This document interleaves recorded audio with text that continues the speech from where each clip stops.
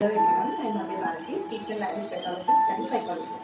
ఈరోజు మనము కొన్ని రకాల మిస్టేక్స్ లైక్ పేరెంట్స్ నార్మల్గా స్పీచ్ థెరపీస్ తీసుకునే టైంలో what the common mistakes parents used to do అనేది తెలుసుకుంటాం. సో ఫస్ట్ వన్ ఏంటంటే when child is taking the therapies and especially speech therapy వాటి తీసుకున్నప్పుడు ఏం చేస్తుంటారు నార్మల్గా parents they use to take the same material what ever the therapist is using in the sessions అనమాట.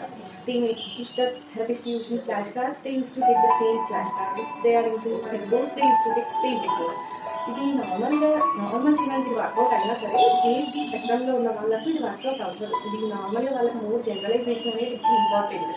So for example వాడు ఇక్కడ noun నేర్చుకుంటున్నాడు లేకపోతే fruits concept ఇలాంటివి నేర్చుకున్నప్పుడు ఇంట్లో జనరలైజ్ చేయడం అనేది ఎక్కువ ఇంపార్టెంట్. కానీ సేమ్ ఇదే తీసుకెళ్ళి ఇంట్లో కాపీ చేయడం వల్ల వాడికి అంతగా యూజ్ ఉండదు. వాడికి అది ఒక లెసన్ లాగా అదొక బర్డెన్ లాగా ఫీల్ అయ్యి సో ఇంకా క్యాండల్స్ పెంచుకుంటా ఉంటారు. ఎందుకంటే children they get freedom in thought ఎక్కువ. ఇక్కడంటే లైక్ వినాలి అనేది కొన్ని డేస్కి అర్థమవుతుంది. బట్ ఇంట్లో వాళ్ళు కూర్చోబెట్టి మళ్ళీ ట్యూషన్ లాగా అవే రిపీట్ చేయడం వల్ల వాళ్ళ ఫ్రస్ట్రేషన్ ఇది పెరిగి ఇంకా బిహేవియర్ కూడా అగ్రెషన్ పెరిగే ఛాన్స్ ఉంటుంది.